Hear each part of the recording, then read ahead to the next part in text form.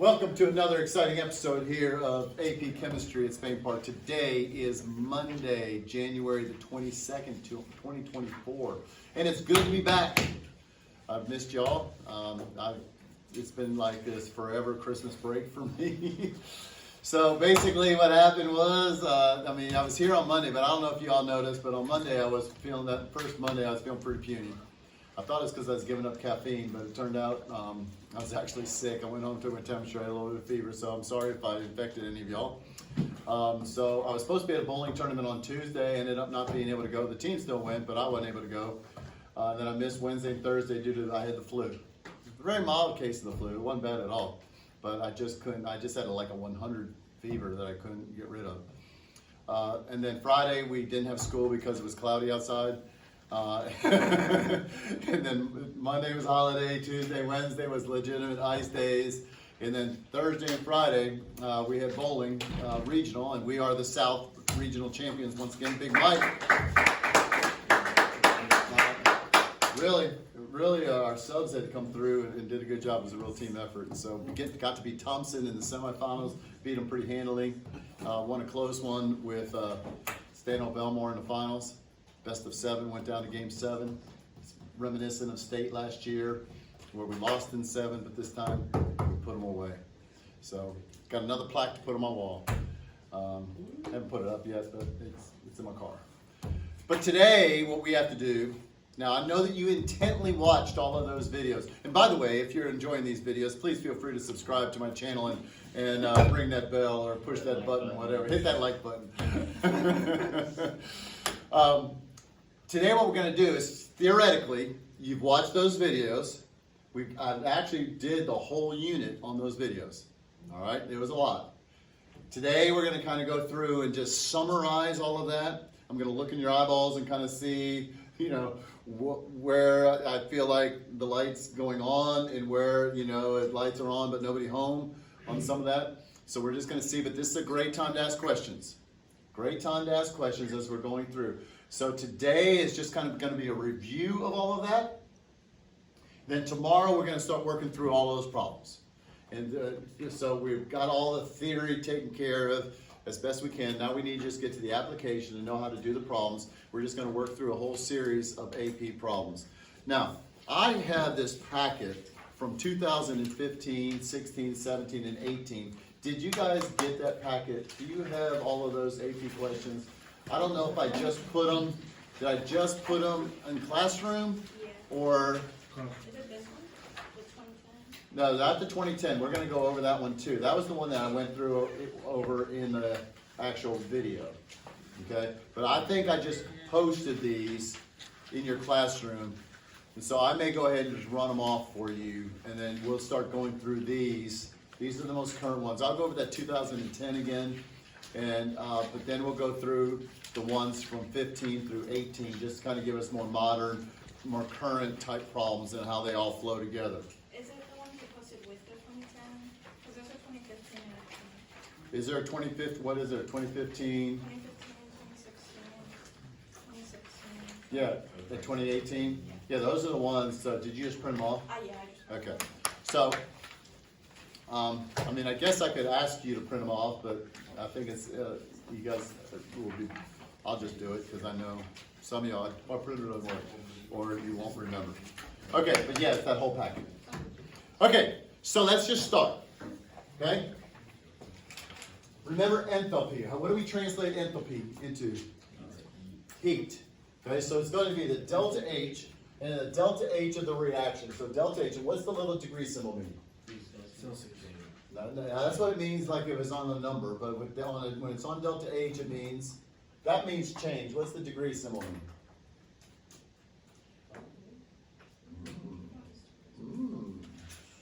That means standard conditions. Okay, so standard conditions. Now in standard conditions with gas laws, we're what? STP, which is 1 atmosphere. And in gases, what was standard temperature? 0 degrees Celsius, 273. But everything else, when we're doing thermo, we're doing kinetics, and we're doing equilibrium, Standard temperature is always going to be 25 degrees Celsius, 298 K. And it's always going to need to be in Kelvin. All right, so this always means standard. Now the reality is that we're going to do things not at standard conditions, but we're always going to use the values for standard conditions, even though they're going to be slightly different. We have the chart in the back of the book, and we're just always going to assume kind of the values that they're not that much different. Okay, because we're just getting approximations anyway. Now there are 4 ways to calculate enthalpy of a reaction, and then the 5th is just the stoichiometry, which is in your notes. It starts off with number 5. It starts off with that stoichiometry, so that's what I'm going to kind of go through. And stoichiometry just means that they give you the heat of the reaction in terms of kilojoules per mole. So what does that mean? It's a conversion factor between kilojoules and moles. So we can use it in terms of stoichiometry. So if we give an equation such as H2 gas plus 1/2 O2 gas goes to H2O liquid, it can give it to you as delta H is equal to negative 285.83 kilojoules, okay? And that's going to be kilojoules per 1 mole of water, per 1/2 mole of oxygen, or per 1 mole of H2. And what does the negative sign mean? Loss. Maybe go, what does that mean?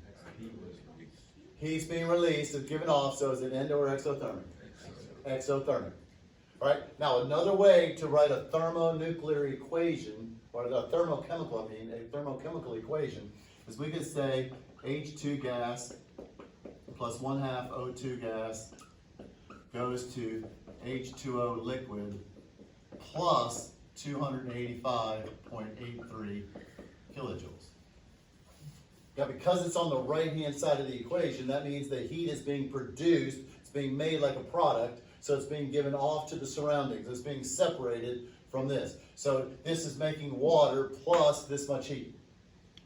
So if it's on the right-hand side, it's going to be exothermic.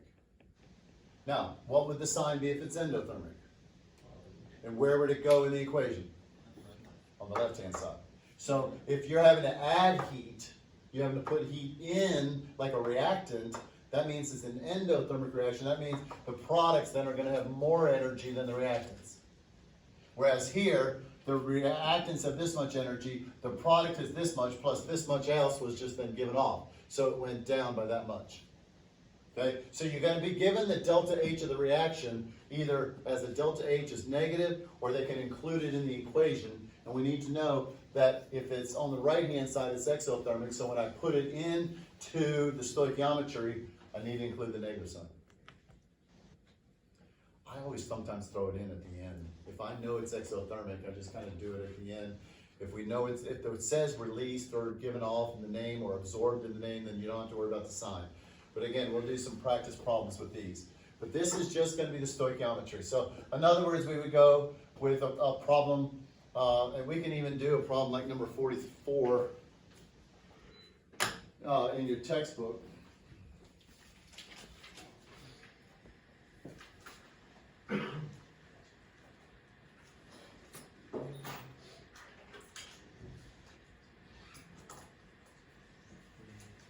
This is on page 206 if you're interested.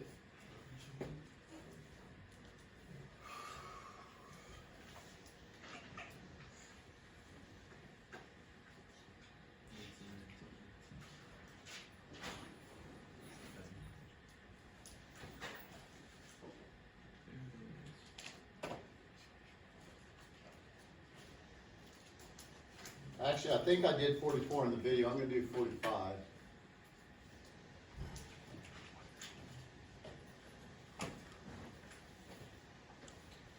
Okay, so notice here, it says delta H is negative 65.5. So automatically we know this is endo or exothermic reaction. Exothermic. The negative sign means that the heat's given off.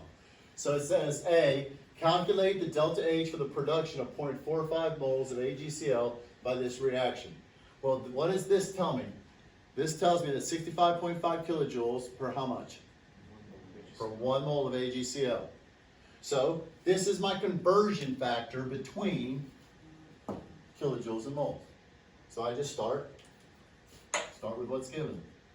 0.450 moles, AgCl, and then what do? By negative 65.5 kilojoules per 1 mole of AgCl. Now, if this acts for, calculate delta H for when 0.45 moles of Cl minus is used, or 0.45 moles of Ag plus is consumed. Well then, if it happened to be a 2 right there, then you would put this many kilojoules per 2 moles of Ag plus. It's per higher, whatever the coefficient is in front of each one. Okay, this is just all happens to be 1 to 1 to 1 to 1. Okay, so a lot of times they'll call it per mole reaction, for meaning whatever the coefficient is, per however many moles are in front of whatever they're asking about. This time they're asking about AgCl, it's a 1, so we're going to say 1 mole of AgCl. Okay, so you following me on that? So we just, now moles cancel, so that's leaving me kilojoules. Then calculate delta H, that's kilojoules. So we get a number. What's that number going to be? Negative 29.4. Now in part B, it says, calculate for the production of 9 grams. This time instead of giving moles, gives grams. So what do we need to do? To change it to what? Got to change grams to moles. So we're just going to start with 9 grams. But I know that my conversion factor is kilojoules per mole. So I got to get my grams to moles. And we do that with molar mass. So you look up, silver is 107.9 plus the 35.45. So it's going to equal 143. I did it again. What's wrong? It's on the top. Grams doesn't cancel. It's going to be 1 mole over 143.35 grams. Okay? So now I'm left with moles of AgCl. So what's next? What's next? Stay with me. Okay? What is it? Again, now I just use my conversion factor, negative 65.5.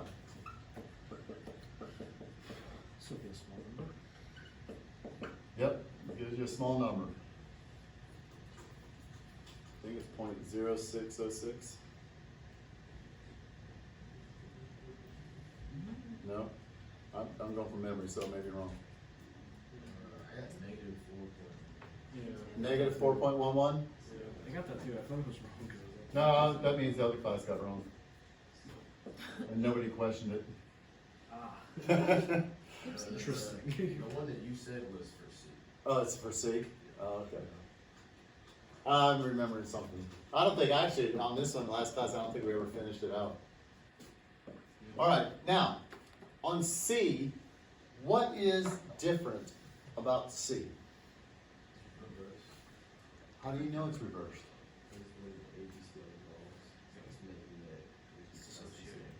Okay, so this time it says, calculate delta H when this many moles of AgCl dissolves in water.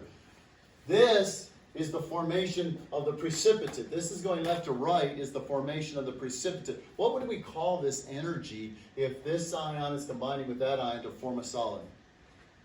What's that energy called? Well, yeah, kind of, but that's what delta H would be called. But because of those, just the ions coming together. So what? Well, yeah, ionic, but what's another name for ionic energy? The lattice energy. Okay, that's that lattice energy. That's the energy being released. So we have to put that much energy in to break it apart. So what's the only thing that's going to be different then? If I'm going, this is left to right. If I'm going right to left, what's the only thing I have to change? The sign. This becomes positive instead of negative. Forming bonds always releases energy.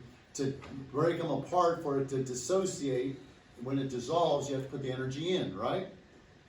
So, again, we start with what's given, 9.25 times 10 to the minus 4th moles of AgCl. But this time I'm going to multiply by positive 65.5 kilojoules over 1 mole of AgCl. So you're just gonna get a positive value, and this is where it comes out to 0.0606 kilojoules. But it's positive, that's how much energy you're gonna have to put in. Not very much. It's not a whole lot of silver chloride dissolves. That's a small amount. Right there. Silver chloride is the white precipitate that forms. It's very insoluble. All right, but this is an example of the stoichiometry. You don't really calculate delta H. The delta H is given to you in the problem. You just have to use it as a conversion factor. Anytime you have kilojoules per mole, every time you have the delta H, that's a conversion factor between the kilojoules and whatever the coefficient, that many moles of whatever reactant or product you're dealing with. Good there? Okay? Yes? All makes sense. Just like I said on the video. All right.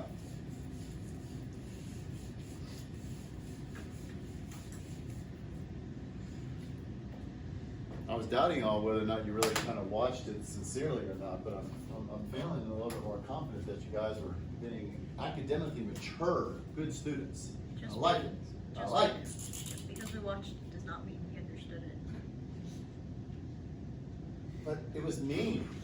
Just because we watched it does It not was mean mean. we understood If I it. explain it, it means it's made implicitly, obvious, equal. Yeah. Like you watch as you like. No, that's right. Now, if you're watching it and playing video games, you're watching it and watching Netflix at the same time, and you're watching it at 2 times speed, well, yeah, you probably didn't get much out of it. But I watched it. You saw it and you're like in your mind. Yeah. That's crazy. Just because it was watched The does talk's not mean it. returning. We came into Hobbs' mind. For Okay. real. The second type is calorimetry or using a calorimeter. And what equation comes to mind as soon as we have a calorimeter? Q equals MK. Well, before we go into Yeah. Q equals MCAT, what's the main equation? Very good. Q lost is equal to the negative of Q gain. And that's the mathematical expression of what law? Second law, third law. The law of conservation of energy, which is known as the first law of thermodynamics. Okay? Now, generally speaking, in a calorimetry problem, Q lost is going to be my delta H of the reaction. And how are we going to calculate Q gain? If we're in a calorimeter, like this is our simple calorimeter, this is the lab I want to do, but you guys don't ever seem to want to be here, so maybe we'll do it on Wednesday. Is anybody leaving on Wednesday? Okay? I think we're good with Maybe that. Wednesday. We'll try and do, it'll be a calorimeter and a Hess's Law problem. Okay? A Hess's Law lab with a calorimetry. This is our simple calorimeter. Okay? What's going to gain the heat? Water. The water. So how do we calculate how much heat was gained? We know how much water we do. Okay, but what's the equation? Q equals MK. MCAT. Okay? So this is our Q, so we're going to say is equal to negative MC delta T. Now this is going to be one to where it's going to be either the mass of the water or the mass of the solution. If you're dissolving something into the water, then we're going to use the mass of the solution. If you're just putting like a hot piece of metal that doesn't dissolve, then you just calculate the mass of the water. Okay? But this is always going to be the mass of whatever's liquid. Alright? So it could be just pure water. Generally speaking, we don't worry about the calorimeter. We assume that, falsely, but we assume no heat is lost to the container, no heat's lost to the top, okay, which is why we don't get 100% or perfect heat results. So, but the key is, anytime they use the word calorimeter, this one you're going to know you're going to be somewhere in this range. Because the tricky part of all these entropy problems is not that each individual type of problem is hard, it's just knowing which problem to use and when. And that's where we're going to look for keywords. Just like again with ionic bonding, we always put lattice energy and Coulomb's law, it just always has to be linked together. We're going to link together calorimeter and Q loss equals negative Q gain and see how we use that. But again, that's going to come with practice. All right, so that's 2. So then we went to the Big Mama equation. Does anybody remember from the notes and from the video, the Big Mama equation? Summation of Delta H of the reaction summation of the heat of formation of products information of reaction. minus the sum of your heat of formation of reactants. Okay? Now the heat of formation, again, that's an internal potential energy that we say that the molecules have. What's the heat of formation of any element? 0. So we're saying that's a baseline. So we're coming back to this equation. We're saying hydrogen. Okay, you stay with me here, this video, woman. Okay, it's all on there. It's yes. Okay, It's all all right. I'm there. just making sure. I don't want to be off screen here. I'm being narcissistic here. I want to make sure I'm the center of attention. I promise, Mr. Hubbs, you're on screen. Okay, thank you, Shelby. Hydrogen has 0 potential energy. Oxygen is 0. We're just randomly setting that at 0. We're saying, well, how does water compare to that? Well, when H2 and O2 combine, this much energy is released, which means that this potentially has less energy than this does. So we say the potential energy of this one is negative 285. That's the heat of formation. How much energy is gained or lost when the elements combine to make that particular compound. And then we kind of compare, and we use those heats of formation, and we can just figure out an approximate heat of the reaction based upon that. And we get those values from the book, page 1100, or it's going to be given in the problem itself. On AP test, they'll give it within the problem. Okay? But the key you're going to look for in knowing that you're going to do this is they give you the heats of formation. They say the heat of formation of this substance is this, the heat of formation, what's the delta H of the reaction?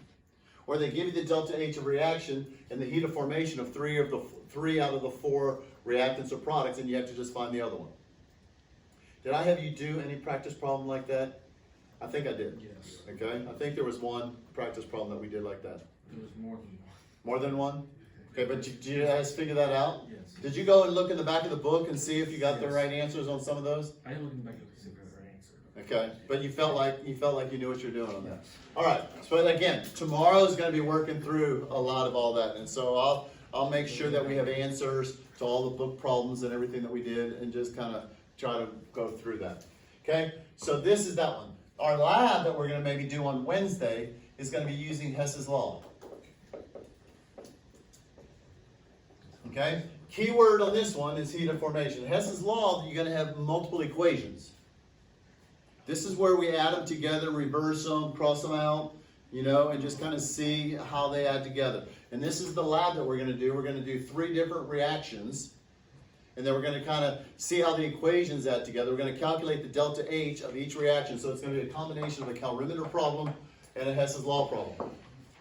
Okay, so we're going to have 3 different reactions. We're going to use calorimetry, so we'll get the delta H using calorimetry with 3 different reactions. And then we're going to see how do they all add together. If we can add 2 equations, add up to the 3rd, do the heats add up? Because Hess's law says that the heats of reactions, the delta H of reactions, are summative. What does that word mean? Add up. You can add them together. If the equations add, the heats add. It's what we call a state function. Does anybody remember from the video what a state function is?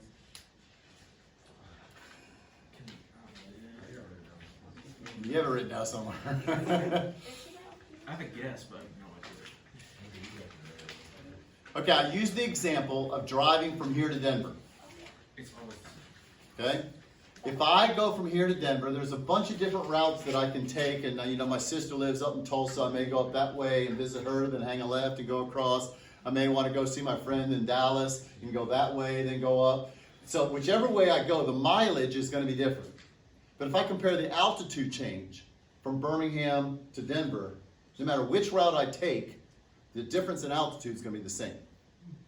It doesn't matter how I get from point A to point B, the change in altitude is going to be the same. That's what a state function is. So I could do this equation right here. I can say H2 gas plus 1/2 O2 gas goes to H2O liquid with delta H equaling negative 285.83 kilojoules. But I may also be able to say that H2O liquid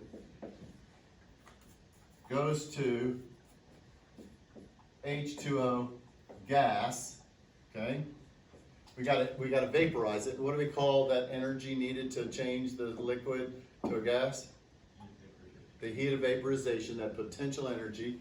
That delta H is equal to like 44, and I don't know, it's got some decimal, but 44 kilojoules, positive, because you put heat in to break the bonds. So if I want to find out then, well, what's that delta H of the reaction if I take H2 gas plus 1/2 O2 gas, and I go straight to H2O gas? Well, these H2O liquids cancel, right?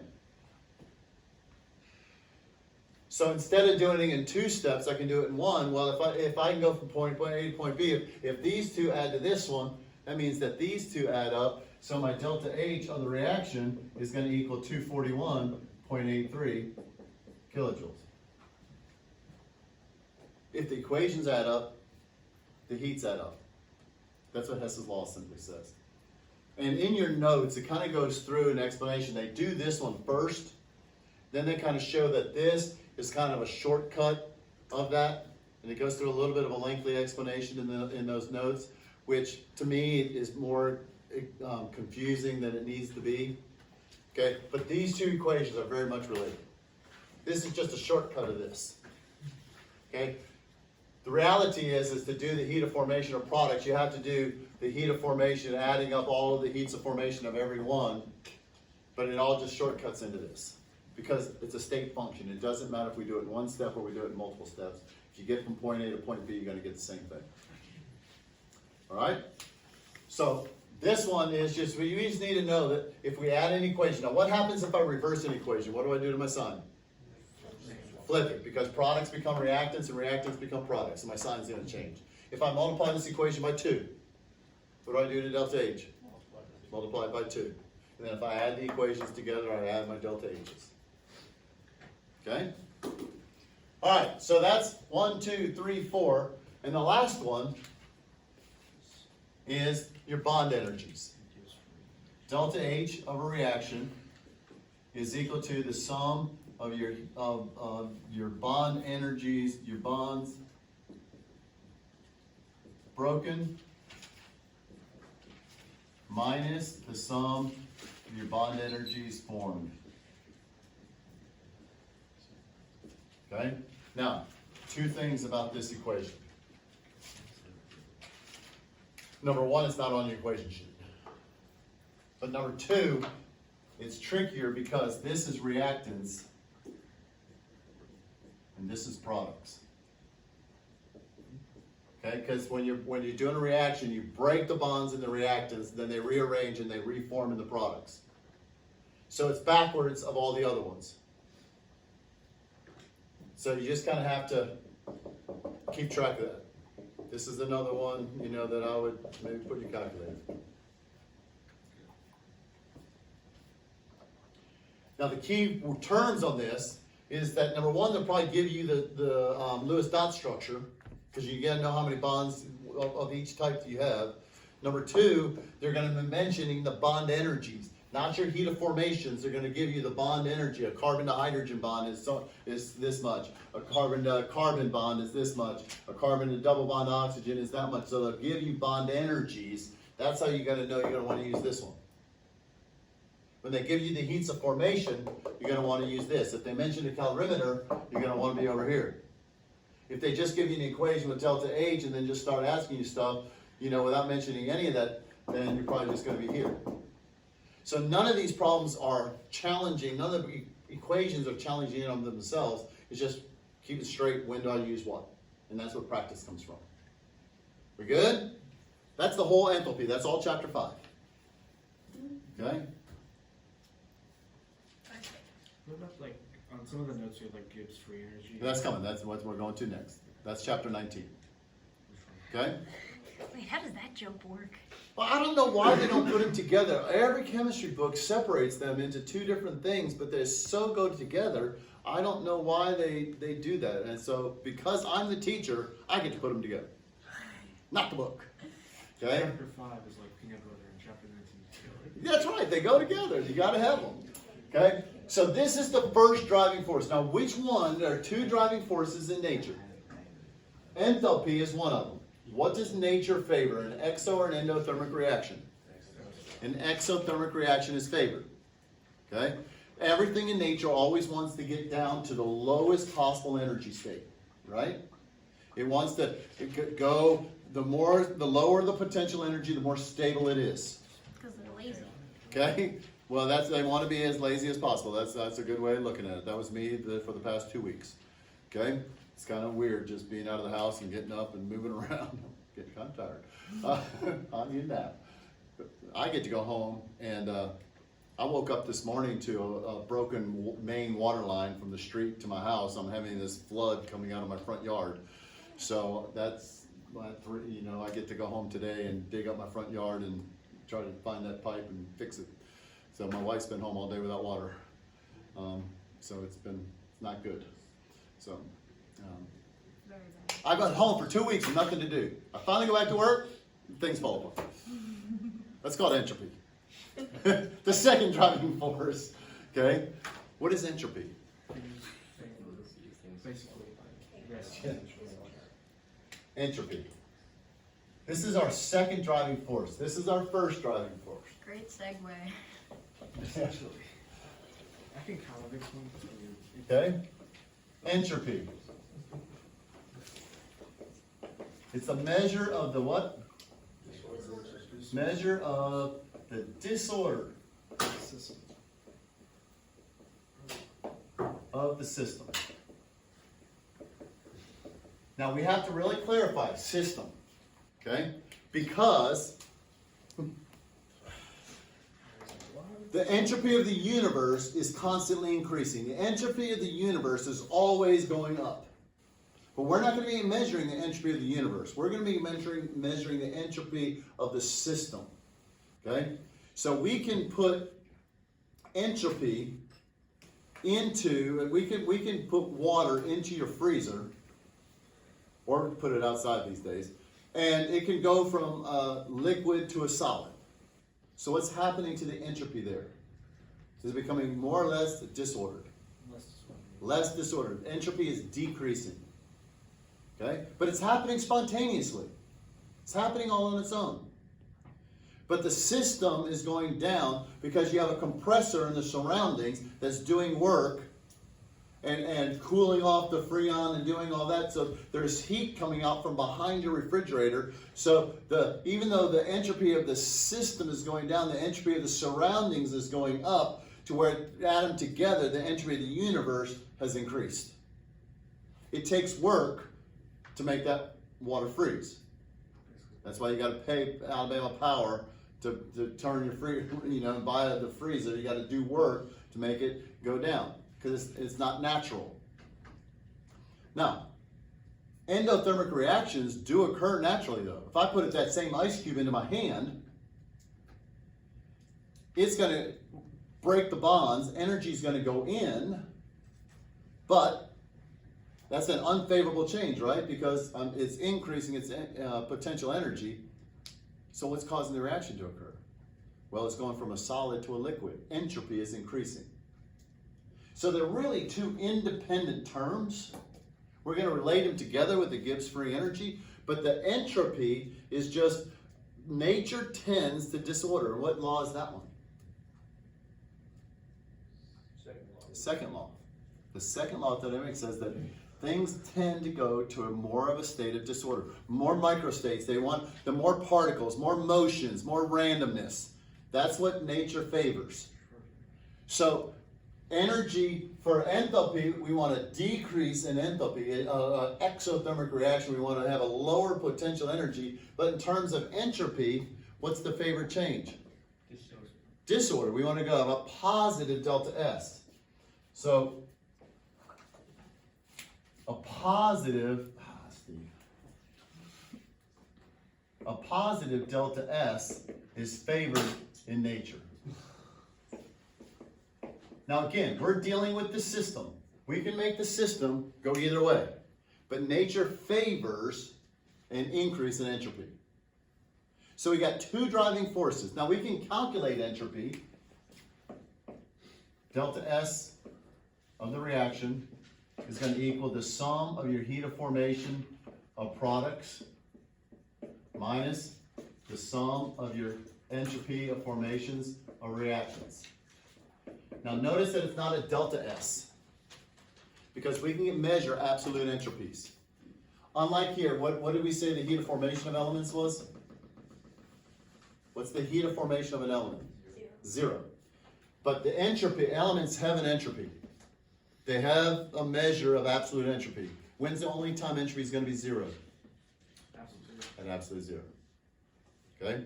But this, you're going to get these values on the same page, page 1100, as you're going to get these. You're going to do this exactly the same way as you do that. Okay? You just look the values up, multiply by the coefficients, do everything the same. So we just need to know the two driving forces, lower enthalpy, higher entropy.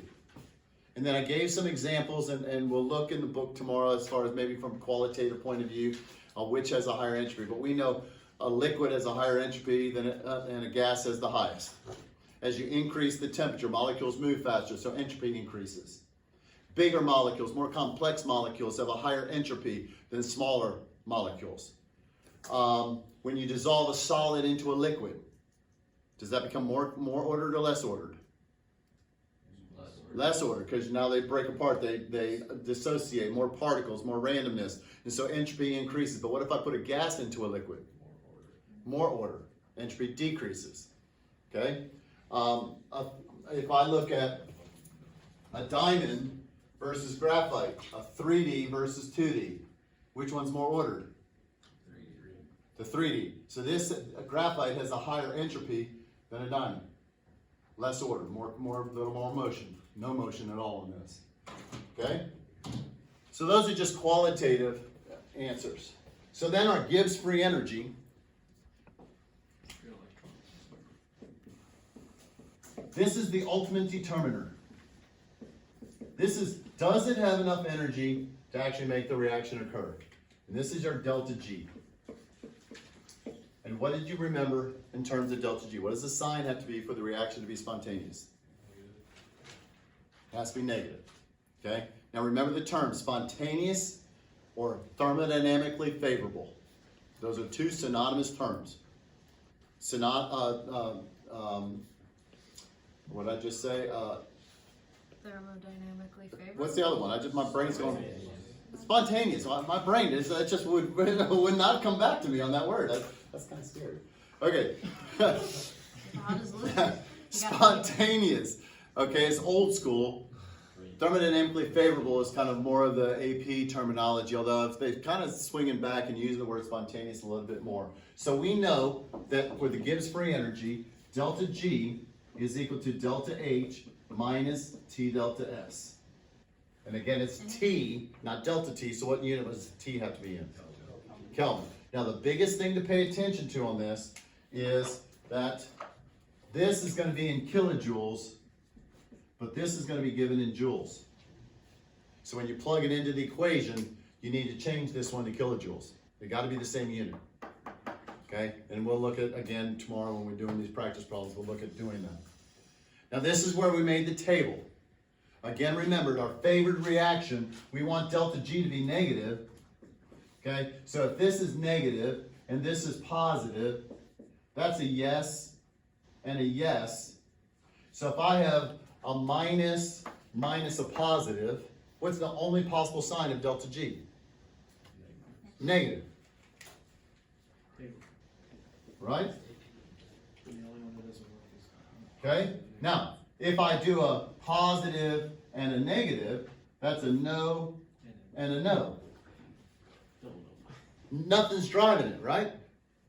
So if I have a positive minus a negative, that's a plus and a plus, what's the only possible sign of delta G? Plus, which means it's never going to happen. I don't care how hot it is, how cold it is, that reaction is not going to occur. That's me putting that gold wedding ring into the acid. Nothing happens. By the way, somebody stole that gold wedding ring. It got stolen last year. That's so sad. Yeah, it's so sad. Okay? Yes. Yeah, I thought that was from the first marriage. That's first part, so it's kind of indicative, you know, that one's gone. So, They just all. But Finally dissolved. no, it's still set. Actually, All right, but what happens if they're both positive? Positive and positive. First one. Now you have a positive minus a positive. Well, positive. Okay, so now it determines which term is bigger, right? If this term is bigger, then it stays positive, but if this term gets bigger, eventually it becomes negative. So as T, the only thing you're going to change is the temperature. As T gets bigger, this term gets bigger and bigger, and so as a result, at high temperatures, delta G will be negative. It can be positive or negative. It's spontaneous at high temperatures. No, this is just going to be, the only thing you can change is temperature. You can't change the entropy difference of the reaction. You can't change those are set. The only thing we can control is the temperature in the chemical reaction. Now the opposite, if we go both negative, it's still going to be plus or minus. What is that when? But now we have a minus, minus, a minus. So it's a minus and a plus. So again, whichever term is bigger. But this time, we want this term to be bigger. So as long as this term is small, this term is bigger. But as soon as this term gets bigger, it's going to become more positive. So this is going to be spontaneous when? At low temperatures. Now this is easy to remember. Look, if they're both positive, plus, they're spontaneous at high temperatures. If they're both negative, it's only spontaneous at low temperatures. Plus is high, minus is low. But something has to drive the reaction. So when I go back and I put that ice cube in my hand, what's causing the ice cube? What's driving the reaction? Okay, is it an enthalpy change that's favored? Or is it an entropy change that's favored? Neither or both. Well, since the ice cube melts in my hand, what does that mean about the sign of delta G? It's negative, because the reaction's happening. It's melting. If something's happening, that means delta G is negative. If the problem ever says the reaction is spontaneous at a given temperature, that's telling you delta G is negative. Okay? Well, is that an endo or exothermic reaction when the ice melting in my hand? Endothermic. The heat's going in, right? The surroundings, my hand's getting cold. The heat's going into breaking the bonds. It's an endothermic reaction. I'm putting the heat in to the reaction right here to make it go from solid to liquid. So is that a favored or an unfavored reaction? Unfavored. Exothermic is favored. Endothermic is unfavored. So the change in energy is not making the ice cube melt. But what's happening to entropy? It's increasing because it's going from a solid to a liquid. So it's an entropy-driven reaction. But if I burn a piece of paper, is it endo or exothermic? Exothermic. Is that a favorable or unfavorable change? Favorable. And I'm making gases from a solid. I'm making gases as it burns, right? Is that producing, is entropy increasing or decreasing on that one?